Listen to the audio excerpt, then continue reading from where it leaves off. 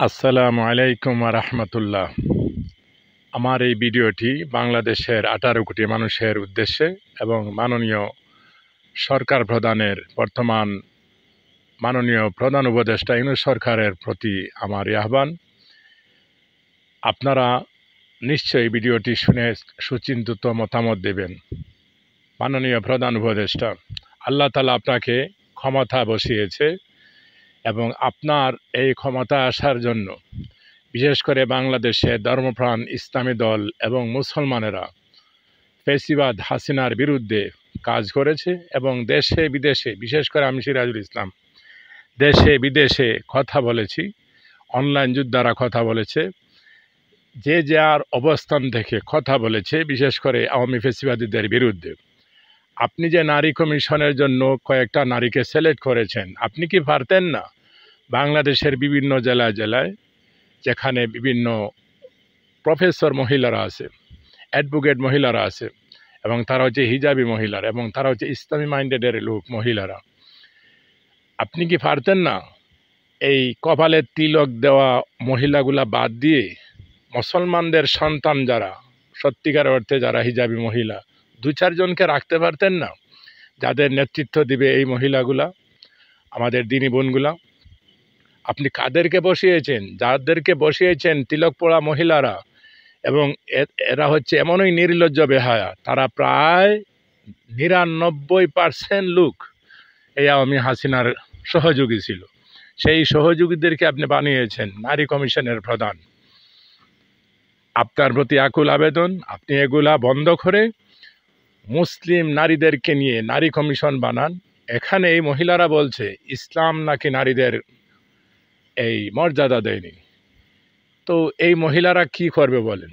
আরেকটা আছে যে পুরুষ নির্যাতিত নারী এবং শিশু নির্যাতন আইন, এগুলা বন্ধ করেন। তো যারা মহিলারা পুরুষ নির্যাতন করে আমরা যাব কোথায়? এগুলা বন্ধ করেন। আপনাকে মুসলমানেরা আপনাকে ক্ষমতা বসিয়েছে, যারা আমরা ইসলামী দল, ইসলামী মনোভাব বলেন, বিএনপি বলেন, জামাত বলে, আমরাই তো সব মুসলমানেরা। তা আপনি কেন এই তিলক পড়ুয়া ভারতীয় দূষর এবং তাদের কালচারের সাথে মিল এই সব নোংরা নারীদেরকে দিয়ে কেন আপনি এই নারী কমিশন বানিয়েছেন? এটা দ্রুত আপনাকে বাতিল করে মুসলিম নারীদেরকে নিয়ে সত্যিকার অর্থে নারী কমিশন গঠন করুন, পাশাপাশি পুরুষদের জন্য পুরুষ কমিশন গঠন করুন। ঠিক না? যেহেতু নারী পুরুষ সমান অধিকার, তাহলে আপনি কেন পুরুষ কমিশন বানাবেন না, যেখানে পুরুষদের ব্যাপারে কাজ করবে তারা? আপনাকে আবারও বলছি, আপনাকে আল্লাহ তাআলা ক্ষমতা বসিয়েছেন এবং বিশেষ করে মুসলমান যারা, তারাই কাজ করেছে আপনার পক্ষে।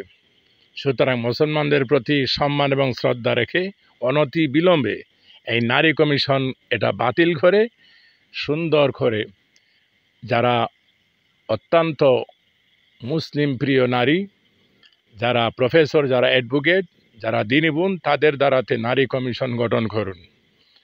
আর আপনার জন্য আমাদের শুভকামনা। আমরা জানি আপনি পারবেন, আপনার প্রতি দোয়া এবং ভালোবাসা রইল। আর দ্রুত এই নারী কমিশনটি বাতিল করে পুরুষ কমিশন তৈরি করুন। এটা হচ্ছে আজকের দিনে আমাদের এই অনুরোধ।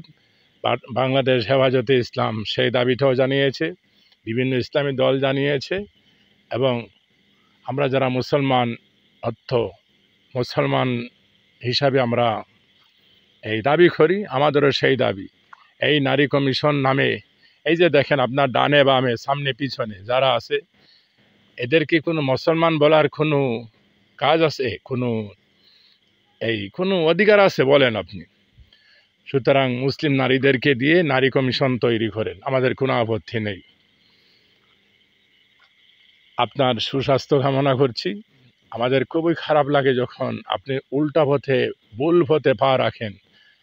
আমরা মনে মনে ভাবি যে আমাদের বিপ্লব এই জানি নষ্ট হয়ে গেল। আপনাকে সংশোধন করার জন্য আমরা কথা বলছি। আর এই ফেসিবাদ হাসিনার বিরুদ্ধে বিগত 15-16টি বছর আমরা কথা বলছি। কি জন্য? আমার প্রিয় বাংলাদেশ, এই দেশ আমাদের, আমরা এই দেশ থেকে ফালাই না। বিগত 16টি বছর প্রমাণ করেছি, বিএনপি বলেন, জামাত বলেন, ইসলামী দল বলেন, সত্যিকারের লোক যারা, আমরা পালিয়ে যাইনি।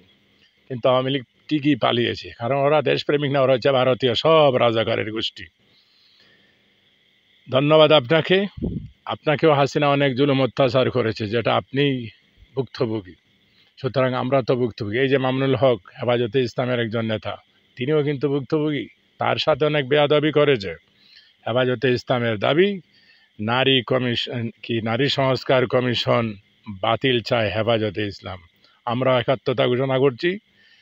একটি ইসলামী দল